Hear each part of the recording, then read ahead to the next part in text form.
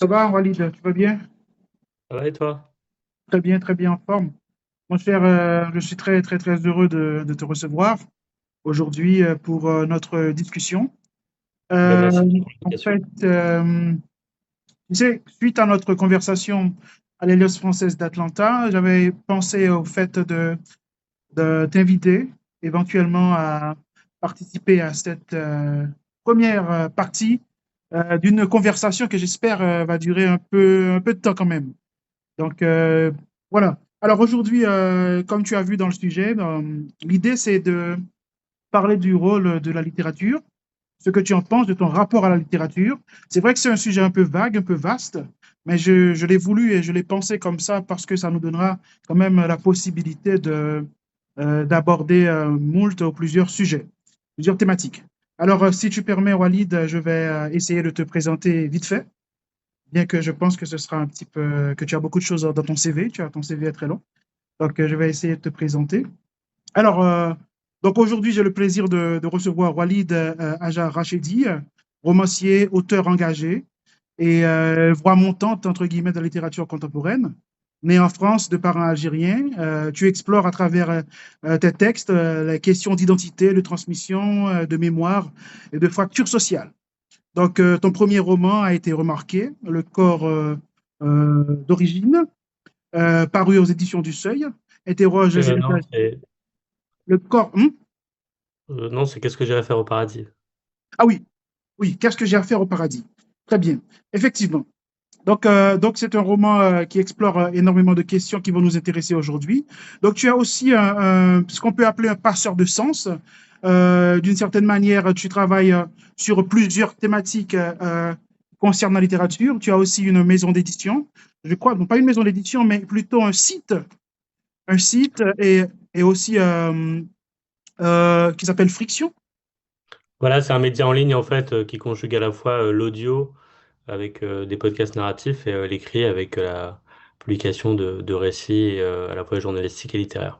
Très bien. Donc, c'est assez vaste et c'est assez complexe. Alors, Walid, encore une fois, je te remercie de vouloir participer à cette petite prise de parole. Alors, on va commencer d'emblée. Qu'est-ce que pour toi, que veut dire pour toi la littérature et qu'est-ce que tu entends par faire de la littérature lorsque tu prétends en faire?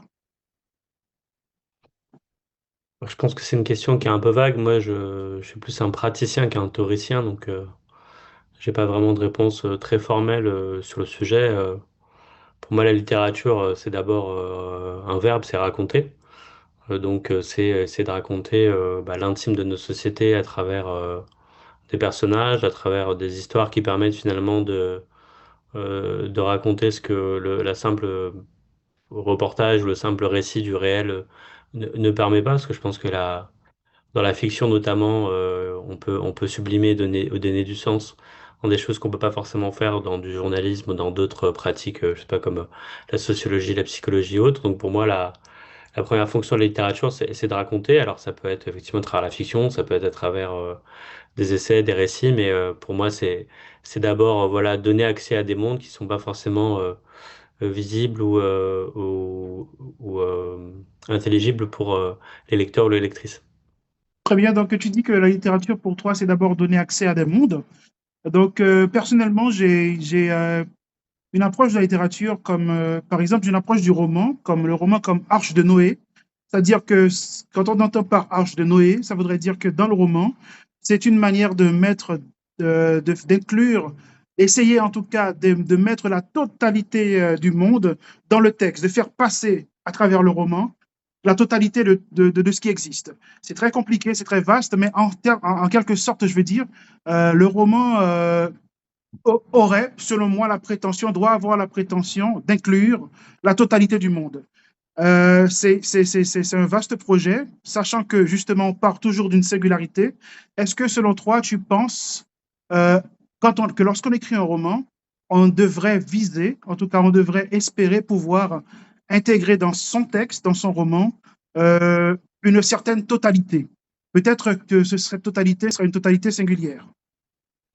En tout cas, moi, pour parler de ma pratique, c'est sûr que moi, dans les différents romans que j'ai écrits, il y a et à la volonté de d'écrire des romans, des mondes et en fait d'avoir aussi des choses qui soient pas auto-centrées. Donc même quand j'écris la première personne, souvent en fait c'est pas, enfin ce n'est pas autobiographique. Donc l'idée c'est justement que de passer par la première personne, par le jeu, pour essayer de donner à entendre et à avoir des singularités. Et pour moi c'est le croisement un peu kaléidoscopique, ces singularités qui va permettre de créer des mondes, hein, parce que c'est sûr qu'à travers la voix d'une personne, d'une vision, c'est difficile. Donc, je ne sais pas si on peut avoir la totalité d'un monde. En revanche, ce qu'on peut essayer de faire, c'est d'avoir la totalité d'une vision du monde. Et je pense que si aujourd'hui la littérature a un rôle, c'est bien celui-là, parce que on voit bien avec voilà l'ère des médias sociaux, le resserrement des médias mainstream, etc., qu'on a une difficulté en fait à comprendre un monde qui est hors du nôtre.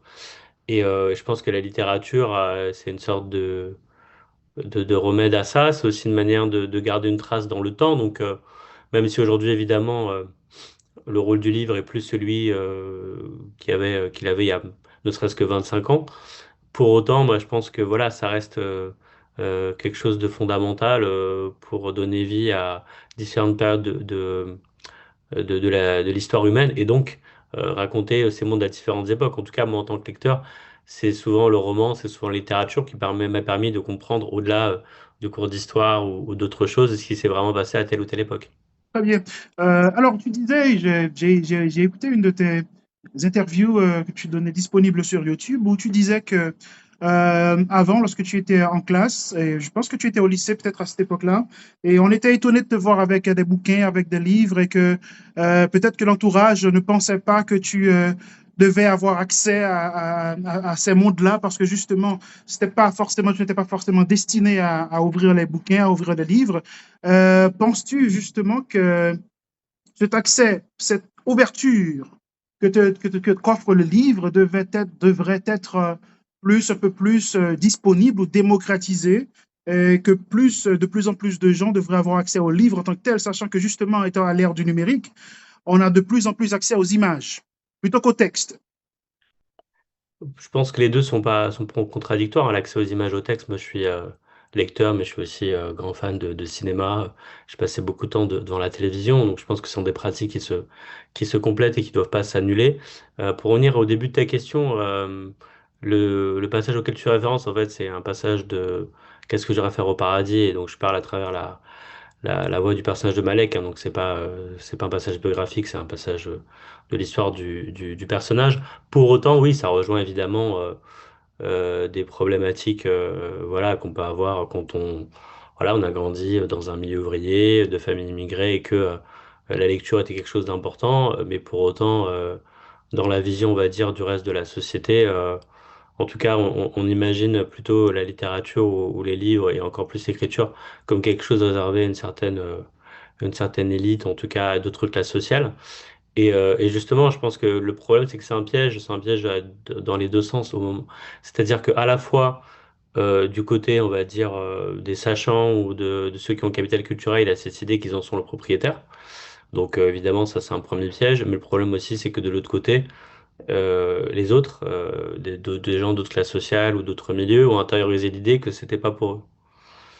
Et moi, je sais qu'une de mes forces, c'est qu'en fait, j'ai jamais abordé l'idée de l'écriture ou de raconter des histoires sous un prisme en me disant ah, il faut absolument avoir lu tel livre, il faut absolument avoir fait telles études pour écrire, parce que justement, j'étais inspiré par plein de choses, à la fois par, je le disais, le cinéma, la télévision, le rap. Dans les années 90, c'est vrai que le rap, c'était un gros vecteur d'expression. Donc finalement, l'écriture, elle venait de lieux qui étaient un peu moins marqués par cette injonction, on va dire, sociale ou sociétale. Et je pense qu'aujourd'hui, en fait, on confond, là, je pense, à la question de la démocratisation de la lecture avec le fait d'enseigner le goût. C'est-à-dire que Avec le moi, je fait fais toujours... d'enseigner, Pardon? avec le fait d'enseigner quoi? Je dis que je fais qu'on fait la confusion entre le fait de démocratiser avec le fait de donner le goût à la lecture. C'est-à-dire que pour moi, le problème, c'est pas tant la démocratisation. C'est-à-dire que si moi je descends là en bas de mon immeuble et que je mets une caisse pleine de livres, personne ne viendra les prendre. Donc c'est pas en fait un problème de démocratisation. C'est-à-dire que les livres sont partout, il y a des bibliothèques partout, dans tous les pays.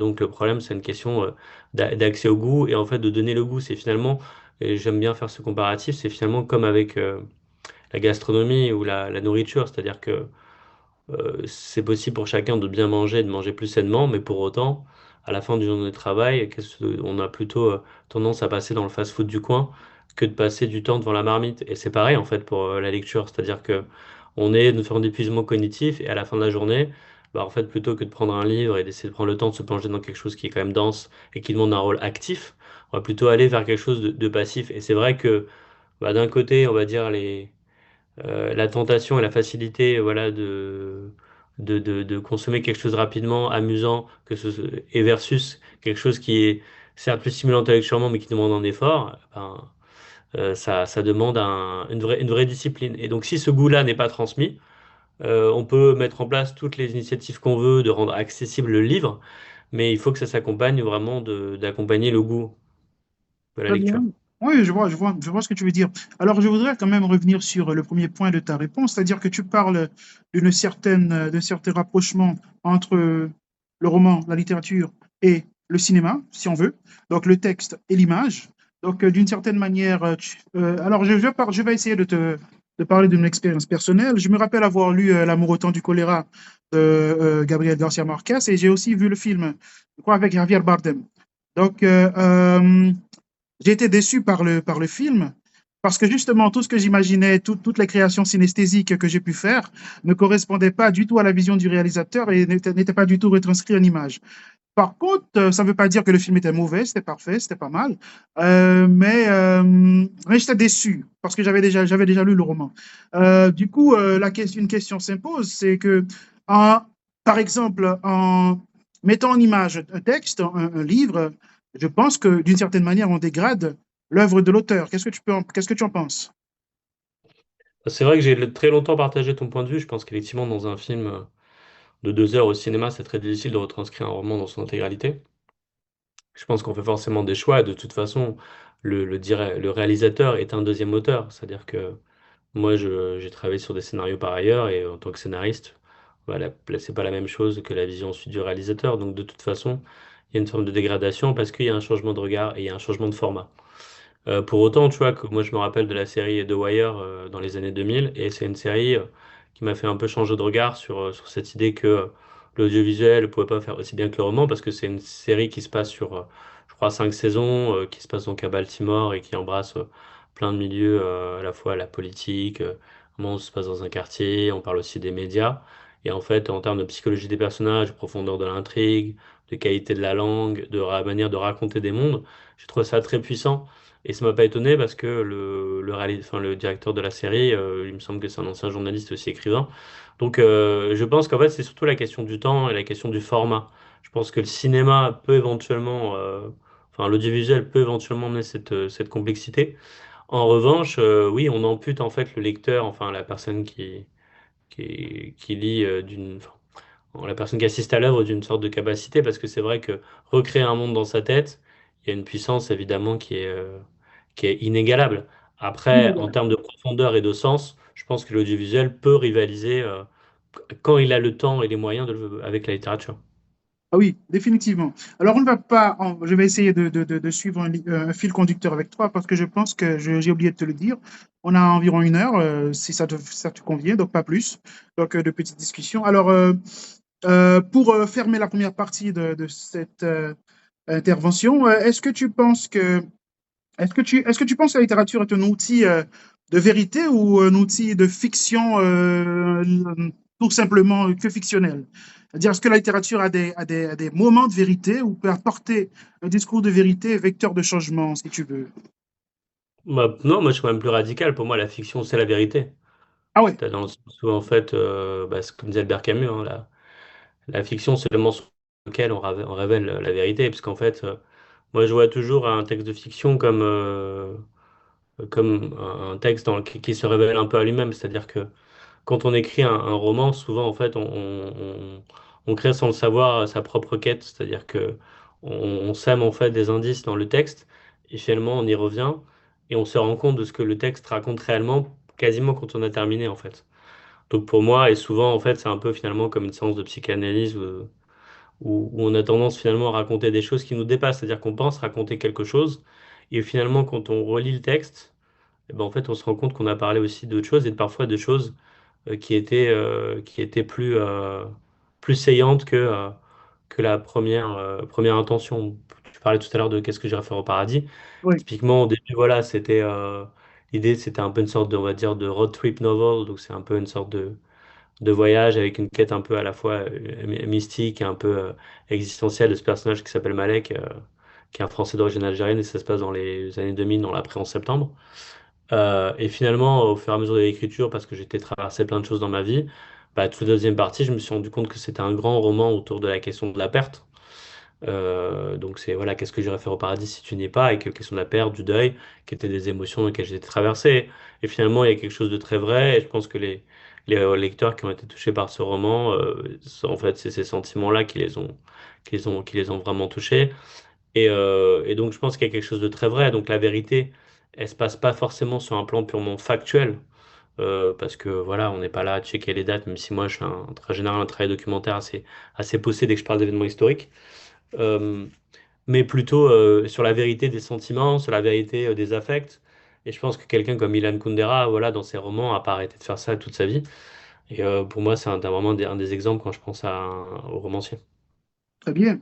Euh, alors, c'est très intéressant ce que tu dis. Et maintenant, on va essayer d'aborder un deuxième aspect de notre prise de parole aujourd'hui. Alors, ce serait un peu sur le rapport à l'identité. On sait que tu es un écrivain franco-algérien. C'est pas forcément une thématique intéressante en soi, mais lorsqu'on a une double identité, lorsqu'on est tiraillé par au moins deux mondes, il se trouve que notre sensibilité est aussi elle-même traversée, fracturée. Alors, est-ce que tu ressens ce tiraillement dans ta psyché ou même dans ton écriture? Et d'une certaine manière, comment est-ce que ça t'influence toi en tant que créateur? Est-ce que tu te sens plus algérien de par tes parents ou plus français de par ta naissance? Et est-ce que tu le retranscris? Bah, je pense, enfin, moi, je me suis jamais trop posé cette question du tiraillement. Pour moi, ça n'a jamais vraiment été là. La question, pour plusieurs raisons, c'est que d'abord, l'Algérie, c'est un pays que je connais bien parce que j'ai passé beaucoup d'été. Donc, c'est pas un pays que je fantasme. Oui, ouais, je Je vois comprends. bien la différence avec le fait d'être né en France, d'avoir grandi en France. Je pense que l'identité, c'est un mouvement, c'est d'abord une expérience. En vérité, moi, par exemple, je connais beaucoup mieux le Brésil, par exemple, que l'Algérie. Ah oui, Donc, que j'ai passé plusieurs années en Amérique latine. Je parle beaucoup mieux le portugais, le brésilien et l'espagnol que je comprends l'arabe. ah oui, Donc, donc voilà, là maintenant j'habite en Australie, j'ai visité 60 pays. Donc en très fait, bien. pour moi, cette question du débat franco-algérien, c'est plutôt une obsession française que moi, c'est pas vraiment une question qui vraiment m'intéresse. À la limite, ça m'intéresse plus parce que en fait, c'est mon histoire familiale et qu'en fait, quand je parle de ça, c'est parce que je parle de mes parents, parce que je parle d'un truc qui est assez intime. Mais après, moi, je suis très au clair sur le fait que bah, je suis français, de parents algériens, et qu'en fait, ma manière d'être français, bah, elle est liée à cette histoire-là. Donc, de toute façon, il y aura toujours une forme de lien avec l'Algérie parce que c'est de par la manière dont les histoires françaises et algériennes sont articulées que je suis devenu français. Donc, de toute façon, c'est pas tant une histoire de biculturalité qu'une histoire de la manière dont l'histoire de ces deux pays s'est construite. De la même manière que Miles Davis, bah, a sa manière d'être américain qui est pas la même que John Wayne, et pour autant, il est aussi très américain. Et pour moi, justement, dans la littérature française, mon idée, c'est, comment dire en anglais, expand the spectrum of Frenchness, c'est étendre le domaine de la francité, c'est-à-dire se dire que être français, bah en fait, c'est aussi s'appeler Walid, c'est aussi être la continuité de toute cette histoire coloniale ou postcoloniale, et sans forcément que ce soit le centre constant du propos, en fait. C'est aussi gagner une forme de liberté par rapport à ça, et aussi être capable de parler d'autres choses, même si évidemment, je trouve que ce qui se passe, l'histoire entre les deux pays, elle est passionnante. Donc bref, pour revenir à ta question première, pour moi, j'ai jamais eu vraiment l'impression d'écrire des romans sur l'identité. Pour moi, j'ai plutôt toujours écrit des romans autour de la question de rechercher sa place dans le monde, des questions plutôt existentielles sur, bah, finalement, on est 8 milliards sur un caillou au milieu de l'univers. Qu'est-ce qu'on fait ici? Quel est notre rôle? On est quand même dans un système capitaliste qui est un peu absurde, à courir après des biens éphémères sur une planète qui est en train de brûler. Enfin, pour moi, c'est plus ces questions-là qui sont vraiment essentielles. Après, la question du tiraillement identitaire ou de l'entre-deux, c'est une question qui est intéressante à exploiter en littérature, mais c'est pas forcément une question qui est présente, moi, dans ma vie personnellement, parce qu'en vérité, en plus de la France, en plus des racines algériennes, voilà, il y a le Mexique, il y a le Brésil, il y a les États-Unis, il y a plein de choses. Et donc, en fait, j'ai toujours l'impression qu'en fait, on parle d'un petit bout d'histoire de la même manière que quand on parle de mon adolescence en banlieue qui représente quelques années. Et moi, j'ai bientôt 44 ans. Et donc, c'est pour moi plus, en fait, des images ou des choses qui sont collées par une sorte d'attente, d'horizon d'attente médiatique que par mes préoccupations réelles. Même si, littérairement, je trouve que voilà. Il y a tellement d'histoires à raconter entre la France et l'Algérie. Il y aura évidemment toujours des très beaux romans à écrire. Et peut-être qu'un jour, j'écrirai un très grand roman algérien au sens du thème, mais que c'est pas le centre de mon attention dans mon quotidien. Alors, tu as tellement raison, hein, parce que je le vis aussi en tant qu'immigré ici aux États-Unis, en tant que noir. Il y a toujours un horizon d'attente, il y a toujours une case toute prête pour toi, pour te recevoir. Mais lorsque tu commences à parler, lorsque on sent que, par exemple, tu as une certaine culture, souvent ça étonne. Souvent ça étonne. Exactement. Souvent, tu ne réponds pas, tu ne réponds pas aux critères et tu détonnes, tu fais tâche. Et du coup, je comprends parfaitement ce que tu dis. Pourtant, oui, oui. Et juste pour répondre là-dessus, je pense qu'aussi en vérité, quand on a un regard décalé sur les choses, on est obligé de s'intéresser à plein de choses. En fait, on ne peut pas avoir le luxe d'être juste auto-centré.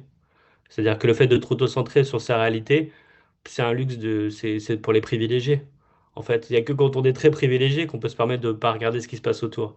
Quand on a voilà, un parcours, une identité qui est complexe, qui est traversée plein d'influences, on est obligé de se poser la question des parallélismes donc, on s'est rencontrés à Atlanta, bah, tu vois, j'étais à Atlanta et je me suis posé beaucoup de questions sur l'histoire des Noirs aux États-Unis, Oui. finalement, quel est le parallèle avec l'Algérie postcoloniale, avec la situation des banlieues en France. J'ai passé beaucoup de temps en Amérique latine aussi, voilà, la place des Latinos aux États-Unis, leur rapport à la langue, à ce que c'est d'être américain. Et en fait, tout ça, ça se pose parce que, en fait, de par la nature de ce que tu es obligé de décentrer le regard. Bien sûr. Finalement, pour moi, c'est une richesse en termes d'expérience humaine. Mais après, de l'extérieur, évidemment, c'est plus facile, voilà, d'avoir la case de l'écrivain franco-maghrébin et puis le petit roman sur le tiraillement identitaire, la petite misère dans la banlieue et les interrogations sur l'islam. Bon, et en vérité, oui, c'est un regard médiatique et il faut savoir en jouer. C'est un jeu, Oui. mais il faut pas s'y laisser enfermer. Alors, il y a deux niveaux dans ce que tu dis, Walid. C'est-à-dire que il y a d'abord la case de tu es algérien ou tu es noir, tu es forcément bébête, tu es forcément inculte. Maintenant, lorsque tu es cultivé, lorsqu'on t'accepte comme un intellectuel, il y a ensuite la case, voilà des sujets qui existent pour toi, voilà des thématiques qui sont là pour toi, et on t'attend là-dessus. On t'attend sur ce qui se passe en Algérie, tout comme on peut m'attendre sur ce qui se passe en Haïti. Donc, il y a des sujets tout prêts, préparés, faits pour toi. Donc, je suis d'accord, il faut évidemment s'en écarter. Alors, personnellement, je dois te dire, lorsqu'on s'est rencontrés à Atlanta et autour du livre, de ton livre sur Camus, alors on sentait quand même qu'il y avait une certaine légitimité. On se disait peut-être, bon, c'est Walid, c'est un Algérien qui vient parler de Camus, franco-algérien, donc il y a quand même une certaine légitimité. On se dit, ah, peut-être que c'est lui qui doit en parler justement. Est-ce que tu as ressenti ce truc-là où on se disait, Walid, tu es franco-algérien, tu vas écrire un livre sur Camus, bon voilà, c'est pas mal, hein, c'est ton droit Bah, même, une obligation. oui, bien sûr. Bah, en fait, si tu veux, pour moi, c'est un peu plus piégeux que ça. C'est-à-dire que, évidemment, je suis attendu là-dessus. Mais il y a aussi une forme de responsabilité, c'est-à-dire que c'est comme, tu vois, dans Qu'est-ce que j'ai référé au paradis, je parle beaucoup de la question de l'islam, et moi je suis pas quelqu'un de très religieux, mais en même temps, bah, tu vois, on était dans les années après les attentats de 2015, et de par cette question-là qui traverse la société française, bah, tu te dis, bah, finalement, il y a une forme de responsabilité aussi à parler de ces questions-là. Tu sais, c'est un peu ce que disait Jean-Paul Sartre par rapport à Richard Wright, l'écrivain afro-américain, il disait... euh, quand on est afro-américain dans les années 60 aux États-Unis, est-ce qu'on peut ne pas parler de la condition noire? Voilà. Et en fait, pour moi, c'est toujours un peu la même chose, c'est-à-dire essayer de juguler à la fois les questions sur lesquelles il y a une sorte de devoir de s'exprimer, et de l'autre côté, ne pas se laisser enfermer ou ne pas se laisser entraîner sur des terrains sur lesquels on pense qu'on n'a pas quelque chose à apporter. Sur la question d'Albert Camus, honnêtement, je l'aurais pas fait si c'était quelqu'un dont j'appréciais pas l'œuvre romanesque. Dont j'appréciais pas aussi les tirs. Pour le coup, tu parlais de tiraillement identitaire, là, pour le coup, lui, il était en plein dedans. Il était en plein dedans, et en fait, voilà, c'est une proposition qu'on m'a fait d'écrire ce livre là-dessus. Je pense que oui, il y a eu dans le marketing l'idée que voilà, j'étais français d'origine algérienne et qu'il y avait aussi une forme de légitimité. Mais pour autant, j'ai eu l'impression d'écrire un livre intéressant parce que je suis allé chercher quelque chose qui est de l'ordre du point de friction dans son parcours, c'est-à-dire à la fois son envie en fait d'incarner un idéal de justice, et je pense qu'Albert Camus, c'est quelqu'un qui s'est pas trompé sur les valeurs. C'est-à-dire, je pense qu'il a toujours essayé d'être humaniste au sens premier du terme, et pas au sens galvaudé que c'est devenu maintenant. Mais en même temps, parfois, il s'est un peu trompé sur le plan politique, qu'il était un peu dans une sorte d'aveuglement, de par voilà, de par cette condition coloniale, de par son histoire. Après, il est mort en 1960, on en avait parlé pendant le débat, il aurait pu changer d'avis, etc. Mais en fait, moi, c'est ça qui m'a intéressé, c'est plutôt cette question de la contradiction. Et en fait, j'ai fait un long travail de recherche où du coup, je me suis aussi obligé à aller chercher vraiment ces contradictions, essayer de les comprendre sans forcément en être l'avocat. Et en parallèle, ce qui a été vraiment le détonateur de l'envie d'écrire ça, me disant, bah, en fait, il y a vraiment un truc intéressant à écrire, c'est quand en parallèle, j'ai découvert l'histoire de enfin, qui était présenté comme un étudiant algérien, donc ce jeune Algérien qui vivait à Stockholm et qui vivait en parallèle un autre drame, celui de l'exil, celui de voir son pays en pleine guerre d'Algérie. Et c'est vrai que ça m'a intéressé parce que je me suis dit, tiens, c'est à peu près l'âge que devait avoir mon père à cette époque-là. Et mon père est décédé l'an dernier, on l'enterre en Algérie. Donc il y a tout ça un peu qui, une forme de collision, effectivement, qui a fait que pour moi, c'était un travail quelque part, ça faisait partie presque d'un processus de deuil, tu vois. Quand j'ai écrit ce roman, quand j'ai terminé de l'écrire. Et c'est vrai que bah, typiquement, là, je vais être invité en Algérie par l'Institut français. Je vais y aller en octobre pour une semaine. Et je vais à la rencontre des lecteurs algériens pour parler de ce livre sur Albert Camus. Et je sais que ça va pas être évident parce que Albert Camus en Algérie, il y a des gens qui l'aiment beaucoup, mais il y a aussi des gens pour lesquels c'est juste un fils de pied noir qui défendait une certaine idée de peut-être de la France là-bas. Et je pense que c'est justement ça le rôle de littérature, c'est aller sur des zones où on n'est pas confortable. Par exemple, quand on écrit, je pense que généralement, quand on commence à avoir un peu de gêne, c'est que c'est plutôt bon signe. Ça veut dire qu'on est en train d'écrire quelque chose qui vaut le coup d'être lu. C'est vrai, c'est vrai. Alors, j'ai tendance à être d'accord. Pourtant, on sait très bien qu'il y a eu énormément d'ouvrages censurés, énormément de paroles bloquées, d'auteurs non publiés parce qu'ils allaient justement au bout de leur discours. Donc, selon toi, ça veut dire que selon toi, il y a la censure ne devrait pas exister en ce qui concerne le créateur, le romancier ou... En fait, aujourd'hui, je pense que c'est beaucoup plus vicieux que ça. C'est-à-dire que je crois que c'est Orwell qui disait ça. Il disait dans la dictature, on brûle les livres, en démocratie, on les noie. Bon, tu m'excuseras si c'est pas la citation exacte, mais en fait, Ouais, ça aujourd'hui, va. notre manière Ouais. de noyer en fait les livres, c'est juste de les invisibiliser. C'est-à-dire qu'à un moment donné, on sait très bien qu'aujourd'hui, l'édition se porte pas très bien, même dans un pays de littérature comme la France, où on a quand même des rentrées littéraires, on a des émissions, on a des... Enfin, je veux dire, écrire en France, ça veut dire encore quelque chose, même si c'est moins qu'avant, ça veut dire quelque chose. Tu vois, là, je suis en Australie, il y a quasiment pas de librairie, quoi. Ah Tu ouais. vois. Voilà. Enfin, moi, à chaque fois, je vois quasiment personne lire dans la rue. Donc, on comprend bien que c'est pas un truc qui les préoccupe, quoi. Ouais. Ah ouais. Bon, après, ça ne veut pas dire qu'il n'y a pas des grands auteurs australiens. Je pense que le pays fait beaucoup en faveur de la culture. Mais ce que je veux dire, c'est pas ancré culturellement de manière aussi forte. En France, Tu par vois, exemple. même, tu vois, par exemple, je parlais du Mexique, c'est un pays qui valorise la littérature. On parle de l'Algérie. Haïti a aussi une grande tradition littéraire. Bon, euh, mais du coup, la manière de tuer des livres et les censurer, c'est simplement que je reviens sur ce que tu disais avant, qui était très juste, c'est-à-dire que quand tu sors un roman qui n'est pas dans la case attendue de l'horizon médiatique, bah, tu as le risque en fait que ton livre disparaisse du champ d'attente. Je vais te donner un exemple. Donc, tu vois, mon deuxième roman, donc, s'appelle Nos destins sont liés, et que j'avais commencé à écrire avant le premier, donc ça s'inscrit dans la même saga, on va dire. Et c'est un roman, tu vois, je sais pas si tu as déjà eu l'occasion de lire What Is de Zadie Smith, tu sais, donc elle a publié dans les années 2000, et c'était un roman qui racontait un port de Londres multiculturel, et qui a eu beaucoup de succès. Et moi, c'est un roman qui m'a beaucoup marqué, et c'est en fait ce roman-là qui m'a vraiment donné la volonté d'écrire au sens de l'autorisation, tu vois, en me disant, tiens, il y a des histoires, c'est le genre d'histoires que j'ai envie de raconter.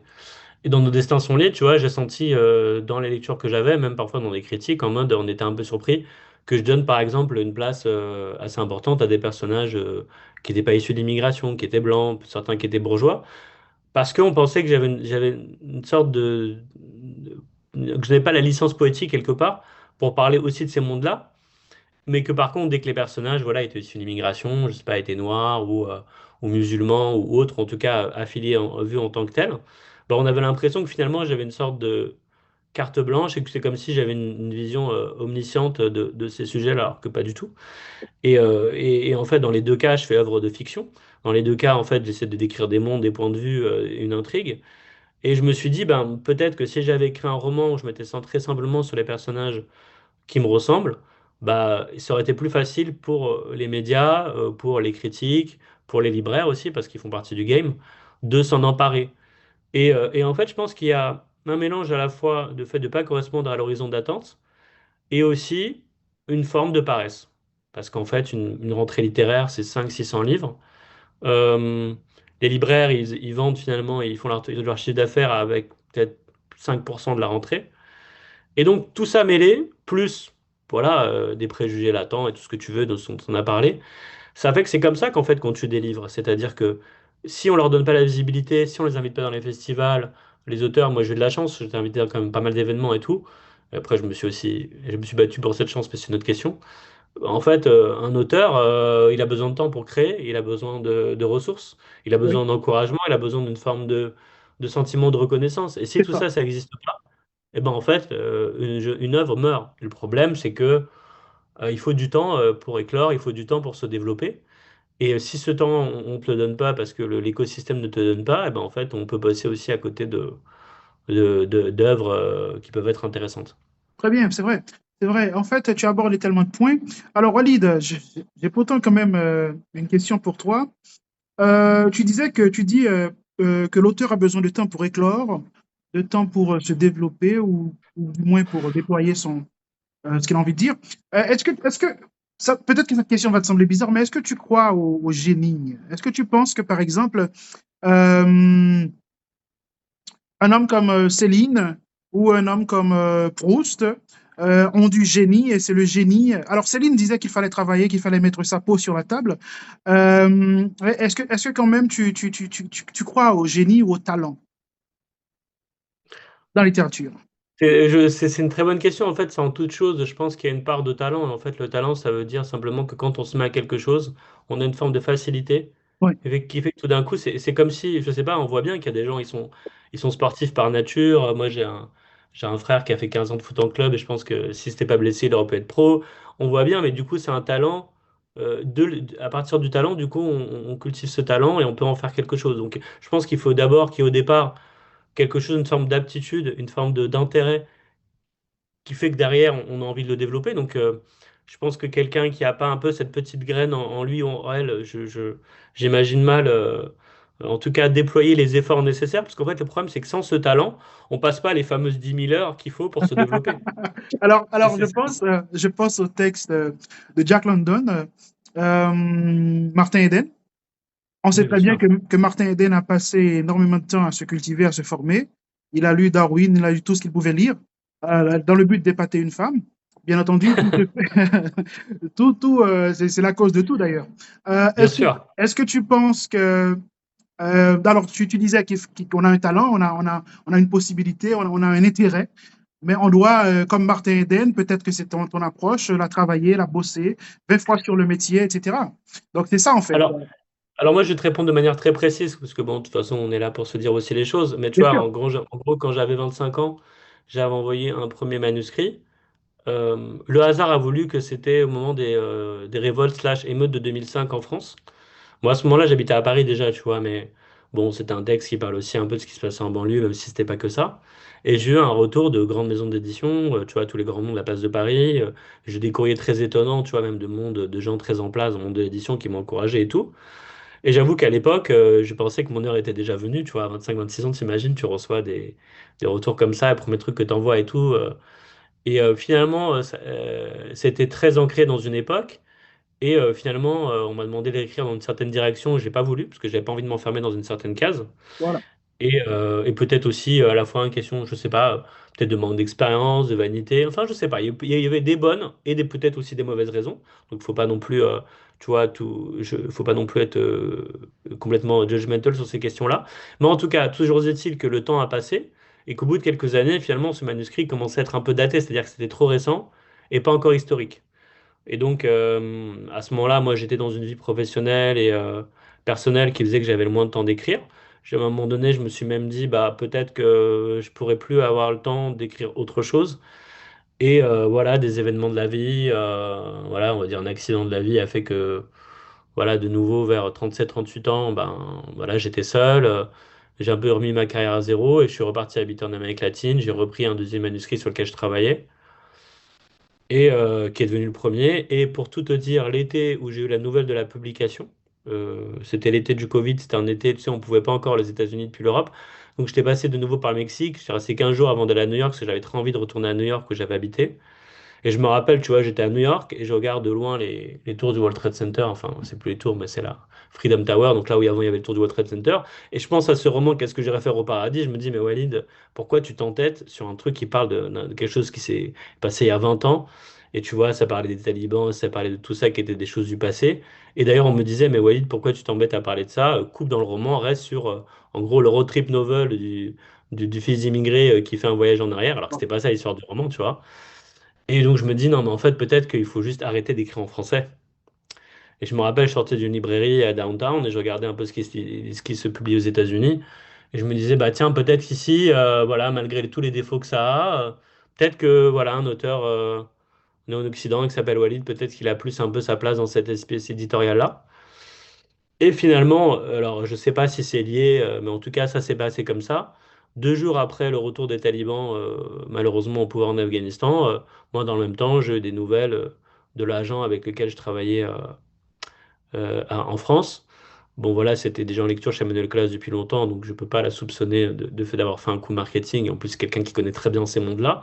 Mais ce que je veux dire, c'est qu'en tout cas, il y a une forme d'accélération qui a été due à un mouvement de l'histoire. Et au-delà de la question de la publication, que je pense qu'il y aurait quand même peut-être eu lieu avec Emmanuel, parce que c'est une très bonne éditrice, il y a eu voilà une forme de voilà de reconnaissance ou de d'intérêt sur la scène médiatique. J'étais sur des prix. Peut-être que s'il n'y avait pas eu ça, bah, j'aurais jamais publié. Enfin, en tout cas, s'il n'y avait pas eu cet accident de la vie qui m'est arrivé, peut-être que je me serais pas autorisé à reprendre du temps pour écrire parce que c'est du temps long.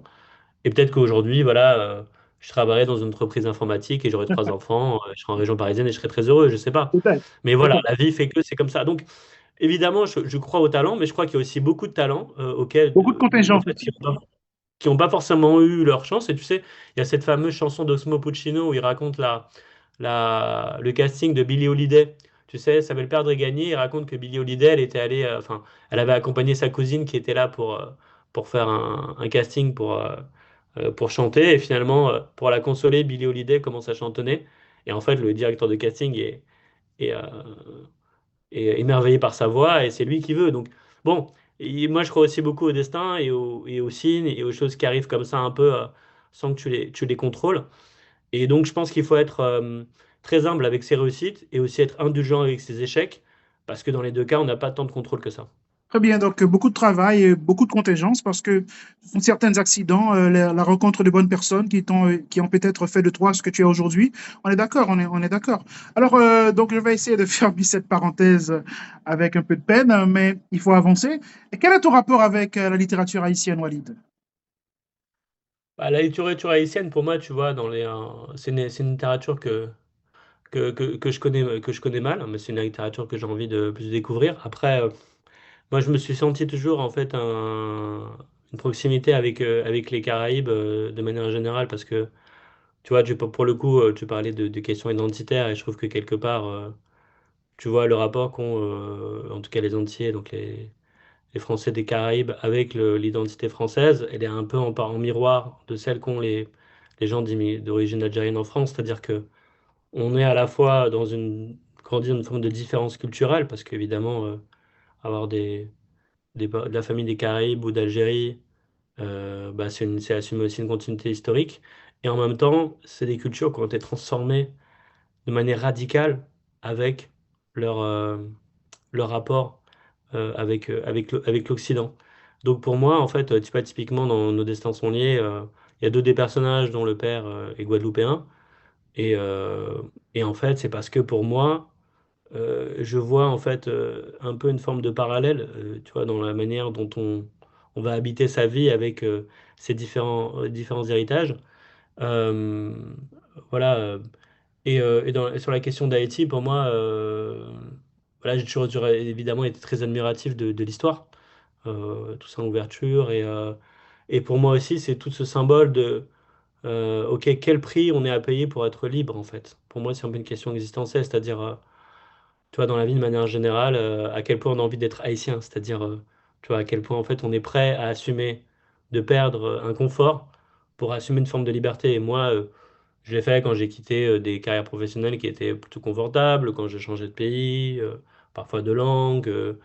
Bref, j'ai changé d'avis sur des choses et tout parce que j'étais plus confortable avec ça. Et je pense que finalement, dans l'histoire d'Haïti, dans sa littérature, dans son rapport au monde, je pense qu'il y a cet enseignement-là. En tout cas, moi, je ressens de manière très forte. Donc pour moi, quand j'entends le mot Haïti, j'entends toujours cette quête de liberté au sens premier du terme, c'est-à-dire de s'affranchir et d'être capable en fait de rompre avec quelque chose, mais aussi du coup de pouvoir en payer le prix, parce que pour moi, Haïti, c'est le symbole aussi de toutes les injustices finalement postcoloniales, c'est-à-dire que encore cette question de la dette, tu vois, qui est très peu assumée. Euh, Tu vois, il a quand même fallu une enquête du New York Times, c'était quoi, l'année dernière, je crois, ou il y a 2 ans, sur l'histoire des réparations injustes et tout ça, pour qu'en France, ça devienne un sujet. En France, tu vois, à l'école, c'est quelque chose, enfin, moi, tu vois, toutes mes cultures autour on va dire, de l'histoire de diaspora noire et tout, c'était des cultures, c'était des lectures personnelles qui sont arrivées, on va dire, par le truchement, je pense, de la musique, musique noire américaine, puis le rap, il parle rap, littérature afro-américaine, et ensuite, tu vois, ce mouvement-là, revenir vers les Caraïbes, et aussi, tu vois, avec la littérature afro-brésilienne et tout ça. Et en fait, je me suis dit, waouh, pourquoi prendre tout ce chemin de détour pour finalement ensuite lire, voilà, lire l'histoire d'Haïti, entendre parler de Frantz Fanon, aller jusqu'aux États-Unis pour devoir entendre parler de Frantz Fanon. Et tu vois, pour moi, il y a un peu c'est ça qu'incarne en fait Haïti. Et en même temps, voilà, quand je vois des succès comme celui de Mackenzie Orsel, quand je vois évidemment Dany Laferrière, bah, je vois qu'il y a quand même aussi une forme de reconnaissance. Mais je me dis, waouh, à quel prix, quoi? C'est ça. Donc, en fait, je comprends. Donc, pour toi, Haïti, c'est un symbole de liberté, de radicalité et aussi, tu le places dans le rapport avec ce qui se passe ici dans la condition, sur la condition noire ici aux États-Unis. Donc, pour toi, il y a quand même certaines figures qui émergent. Tu as cité tous en ouverture, mais tu n'as pas parlé de Jean-Jacques Dessalines. Ouais, c'est Donc, vrai, c'est peut-être le père de l'indépendance d'Haïti, mais c'est vrai, c'est vrai. c'est pas un problème. Alors, du coup, je me rappelle qu'on a eu une petite discussion sur le concept de radicalité à Atlanta, et où tu disais que la radicalité était peut-être la résultante d'une incapacité de nuancer. Est-ce que tu as toujours cet avis? En fait, ouais, je me rappelle bien effectivement de notre discussion. Ce que je voulais dire, en fait, c'est que je pense que la radicalité, elle est nécessaire, mais que c'est pas quelque chose, parce que c'est radical, c'est forcément bien. Tu vois, c'est cette question-là. C'est-à-dire que parfois, et notamment à l'ère des réseaux sociaux, en fait, il y a une sorte de prime à la radicalité. C'est-à-dire que, par exemple, c'est beaucoup plus facile. Je prends dans mon cas. Mais mettons, si j'écrivais un brûlot en disant que les Arabes sont tous horribles et que l'islam a servi tout le monde, ou à contrario, si je disais tous les Blancs sont racistes et l'Occident c'est horrible, en fait, si j'avais cette position-là, l'une ou l'autre, j'aurais une audience, j'aurais une capacité à haranguer des gens et à mobiliser qui serait beaucoup plus simple parce qu'en fait, on est dans une ère qui fonctionne sur la polarisation. Et ce dont moi je m'aperçois, est-ce que je trouve que c'est là, je ne parle pas de radicalité politique au sens de exprimer des idées de manière, tu vois, de manière forte, mais plutôt cette sorte de mise en scène, tu vois, d'une sorte d'opinion exacerbée. Et souvent, en fait, tu vois, par exemple, moi je me suis assez surpris, c'est que quand je rencontrais des gens que je voyais se mettre en scène sur Internet avec des opinions très très radicales, en tout cas une sorte de théâtre de la radicalité, finalement c'est peut-être ça, ma vraie critique, c'est le théâtre de la radicalité plus que la radicalité elle-même. Et en fait, quand tu parles avec elle ou eux, bah, tu te rends compte qu'en fait, ils sont pas si tranchés que ça dans leurs opinions. Ils sont aussi beaucoup plus nuancés. Ils ont bien conscience que, bah, en fait, dans la vraie vie, c'est un peu plus compliqué que les choses hyper binaires qu'ils racontent. Que eux-mêmes, parfois, même ces personnes-là qui vont rejeter un système, vont bénéficier d'appui, de bourses, d'invitations. Donc, en fait, eux aussi, ils vont jouer un peu le jeu et ils vont être une sorte de théâtre Alors, de la radicalité oui, parce que ça fait bien, quoi. oui, mais il y Parce a que aussi ça fait le bien. risque Et je du en dis même juste temps. aujourd'hui, pardon? Il y a aussi le risque du en même temps. Voilà. Après, la nuance, ça veut pas dire en fait être dans une sorte de consensus mou. C'est-à-dire la nuance, c'est de dire, c'est en fait d'être capable de montrer en fait quelque chose d'assez cru dans une situation, mais en fait de montrer que aussi, par exemple, il y a des contradictions, quoi. Tu me parlais tout à l'heure de l'Algérie, tu vois, par exemple, sur l'Algérie, évidemment que le système colonial était injuste, évidemment que la lutte pour l'indépendance était inéluctable, mais en même temps, tu vois, par exemple, moi, mon grand-père qui était torturé pendant la guerre d'Algérie, bah, c'est grâce à un Européen qui a été libéré de prison.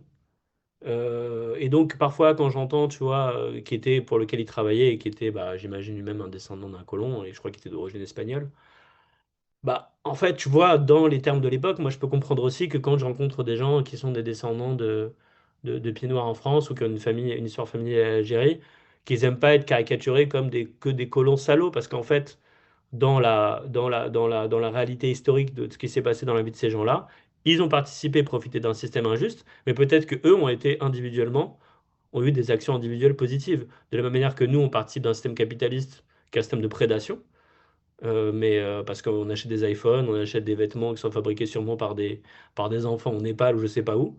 Pour autant, est-ce qu'individuellement, toi, Fabrice, moi, Walid, on considère être des bonnes personnes? Bah, on essaye, en tout cas, j'espère, à notre échelle, de le faire. Et c'est là où je pense que je parle de nuance, c'est-à-dire que la question de la dénonciation d'un système, ou en tout cas en expliquer les mécanismes, en expliquer les réalités historiques, ça n'empêche pas aussi de reconnaître que voilà, il y a l'humanité des personnes qui peut aussi transparaître, les complexités historiques. Par exemple, tu vois, moi j'ai participé, tu parlais d'Haïti tout à l'heure. Il y a quelques années, j'ai participé à un livre sur la question de l'esclavage, mais sous le prisme français. Donc c'était 10 chapitres où on interviewait 10 chercheurs par exemple, et moi j'ai interviewé une chercheuse suissesse sur quel était le regard des Français en métropole sur l'esclavage aux Antilles. Et par exemple, il y a une question que je comprenais pas, c'était comment est-ce que les gens ils ont accepté la réinstauration de l'esclavage. Tu vois, c'est quand Bonaparte, tu vois, moi je comprenais pas, je me dis mais c'est fou quand même. Ouais. Et en fait, quand tu étudies en fait le contexte historique de l'époque, tu vois ce qu'il y avait imprimé dans les journaux, comment on lavait le cerveau des gens, pour eux c'était hyper loin quoi, les Antilles françaises. Et en fait, évidemment, ça excuse en rien, mais tu commences à comprendre, tu dis ok, en fait, c'était pas juste que des gens racistes et négrophobes qui étaient en métropole. C'est juste simplement des gens qui étaient brainwashés dans un système d'ignorance et de représentation, qui avaient aucun contact avec des populations noires. Pour eux, c'était pas forcément des êtres humains au sens premier du terme, c'est-à-dire qu'il n'y avait pas tu C'est vois, clair, de rapport. c'est le paradigme de l'époque qui fait qu'ils avaient tout un système de valeurs et de représentation qui fait que justement le regard sur l'autre, sur l'individu autre, était d'une certaine manière biaisé. Alors Foucault aurait dit c'est une affaire d'épistémé, et voilà. Donc et d'époque, ils étaient dans leur bocal et ils pensaient en fonction de leurs possibilités. Et on ne peut pas dire à une personne du 18e ou même du 15e siècle d'être humaniste au plein sens du terme. Donc, c'est quelque chose qui a pris du temps. Cependant, on peut tout de même poser les bases, on peut tout de même essayer de comprendre Bien et sûr. même de critiquer. Donc, voilà, parce que l'humanité, d'une certaine manière, est visible qu'on le veuille ou non, lorsqu'on est face à un être humain, qu'il soit indien, pakistanais ou autre, on se dit on est face à un autre être humain. Donc, Exactement. voilà, je pense que c'est une vérité indubitable. Alors, du coup, Walid, on entre dans la dernière partie de notre petite discussion. Est-ce que tu penses, du coup, que l'écrivain doit être engagé? Qu'est-ce que tu penses des romans à thème ou des romans à thèse? Ou est-ce que tu penses que la politique doit faire partie intégrante de la création romanesque? Bah, pour être tout à fait franc, moi, je ne crois pas trop à la question de l'écrivain engagé, parce qu'en fait, je pense qu'on est d'abord engagé dans son travail d'écriture, ce qui est déjà en soi est un très gros Vrai engagement. engagement, voilà, c'est vrai. Ouais, parce que franchement, honnêtement, je veux dire, le temps qu'on passe à écrire versus parfois la compensation, évidemment, il y a du plaisir à créer, il y a du plaisir à imaginer des histoires, mais je veux dire, c'est quasiment quelque chose de l'ordre de l'ascèse. Donc je pense que si un engagement, c'est d'abord par rapport à son temps À ton d'écriture, œuvre. et oui, à son œuvre, et simplement aussi à même sa santé mentale, en fait, arriver à juguler tout ça. Donc il faut être très engagé dans son travail pour arriver à faire C'est quelque vrai. chose. En fait, quand j'entends écrivain engagé, je me dis, ça veut dire quoi? Que les autres sont désengagés? C'est-à-dire que les autres n'ont C'est-à-dire pas que, par d'opinion? exemple, entre Mallarmé et Mayakovsky, il y aurait un choix à faire. Oui, bien sûr. C'est sûr qu'après, hein, à chaque époque, il y a ses duels, il y a ses visions de l'esthétique. Bon, pour répondre à ta question de manière plus franche, Pour moi, tout est politique. C'est-à-dire que quand en fait je publie un livre avec mon nom dessus et de par ce que j'incarne, de par mon nom et mon histoire, de toute façon, c'est politique. Même si demain, et un jour ça m'arrivera, d'ailleurs, mon deuxième roman il parle beaucoup d'histoire d'amour, mais si demain il me prenait l'envie d'écrire une comédie romantique sur 400 pages, il y aurait quand même quelque chose de très politique de toute façon, de par le type de personnage que je choisirais, de par le type de voix, le type de situation, le regard sur leur environnement et tout. Donc, je pense qu'il y aura forcément une forme d'engagement par rapport à des sortes de réalités, des sortes de frictions que j'aurais envie de mettre en avant. Là où je me méfie plus de la question d'écrivain engagé, c'est qu'en fait, je veux pas que l'engagement soit synonyme d'aveuglement. Tu vois, tout à l'heure, on parlait d'Albert Camus. À la même époque que Jean-Paul Sartre. Et Jean-Paul Sartre, c'est quelqu'un qui a été très engagé. Donc, il y a des combats tout à son honneur qui ont été menés. On parlait de son sensibilité aux luttes afro-américaines, aussi au mouvement des coloniaux, etc. Mais il y a eu aussi une forme d'aveuglement par rapport au communisme, par rapport à d'autres choses. Donc, moi, je me méfie, en fait, de ce truc de suivre une idée, enfin, de suivre, en fait, un mouvement politique un peu billet en tête et de penser qu'il a raison sur tout. Donc pour moi, si être un écrivain engagé, c'est être pleinement engagé dans son travail et faire le travail nécessaire pour donner une réalité, une vérité à ses personnages et ses histoires, oui, je suis engagé. Si c'est souscrire à un courant d'idées de manière aveugle et penser qu'on a raison contre tout le monde, non. Ouais, je comprends. Très bien, très bien. Alors, Walid, si tu déjà, je te remercie pour ta générosité et puis pour ton temps. Je voudrais quand même, pour conclure, que tu nous parles un petit peu de friction. Oui. Alors, c'est quoi le rôle de friction? D'ailleurs, de temps en temps, le concept revenait dans ta bouche au cours de ta prise de parole. Alors, qu'est-ce que tu peux nous en dire? En fait, au départ, l'idée de friction, c'était un moment justement où j'avais un peu de mal à faire publier ce premier roman dont on parlait tout à l'heure. Et en fait, je m'étais dit, bon, j'ai quand même envie de créer un espace, de faire advenir un écosystème ou une plateforme sur lequel on pourra faire entendre des voix et différentes histoires. Et en fait, mon constat de départ, parce que j'ai habité dans pas mal d'endroits différents, je me suis rendu compte que voilà, qu'on soit aux États-Unis, qu'on soit en France, qu'on soit aujourd'hui ici en Australie, en Chine ou je sais pas où, on parle des mêmes sujets. On parle des mêmes sujets, mais avec un prisme différent, avec une tonalité différente, avec un point de vue différent. Et que je trouve que ce qui manque aujourd'hui dans nos sociétés, c'est une capacité à se confronter à des points de vue soit en parallèle des nôtres, c'est-à-dire qui peuvent être comme les nôtres mais vus d'ailleurs, ou alors qui peuvent être différents des nôtres, et qui peuvent nous permettre aussi de un peu nuancer, je reviens sur cette question-là, notre vision des choses. Et donc, le motto de friction, c'est de dire bah, les points de vue, enfin les sujets convergent, mais les points de vue divergent. Et en fait, c'est cette chose-là qui est le point de friction.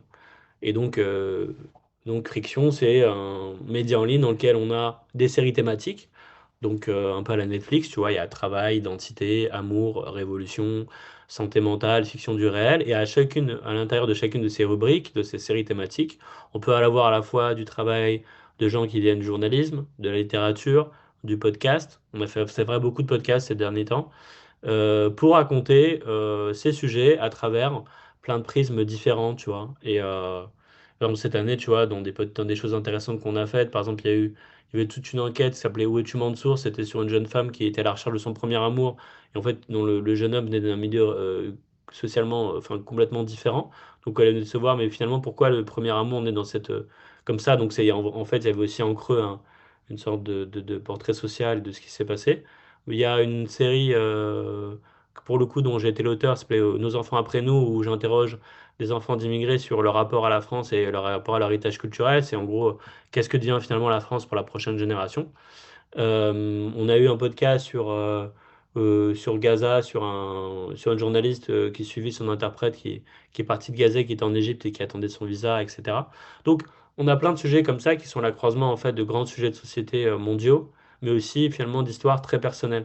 Donc moi, en général, je trouve que la bonne formule pour nous, c'est quand on arrive à parler de quelque chose qui est dans l'air du temps, mais qui n'est pas dans l'actualité immédiate, mais à travers des histoires très singulières, mais qui vont raconter quelque chose de plus grand que le simple côté un peu nombriliste ou autocentré. Très bien, merci beaucoup, Walid. Merci d'avoir accepté mon invitation. Donc, personnellement, je vais regarder davantage ton travail, ce que tu as écrit. Je vais approfondir ton œuvre et puis je vais aussi aller sur ton site et voir ce que je peux proposer comme texte de mon côté aussi. Avec plaisir, en tout cas, on D'accord. accueillera ta plume dans nos colonnes avec grand plaisir. Merci Fabrice et puis merci Merci. bah, à tous ceux qui nous regardent. D'accord, à la prochaine. Prochaine, salut.